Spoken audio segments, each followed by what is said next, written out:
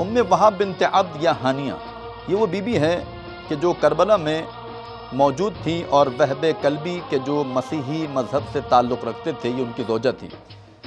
اس بیوی کی فضیلت کے لیے کافی ہے کہ یہ بیوی کربلا میں شہادت پر فائز ہوئی، باقاعدہ دشمنوں سے انہوں نے جنگ کی ہے، اور اس بیوی کی فضیلت کی یہ جملہ بھی کافی ہے۔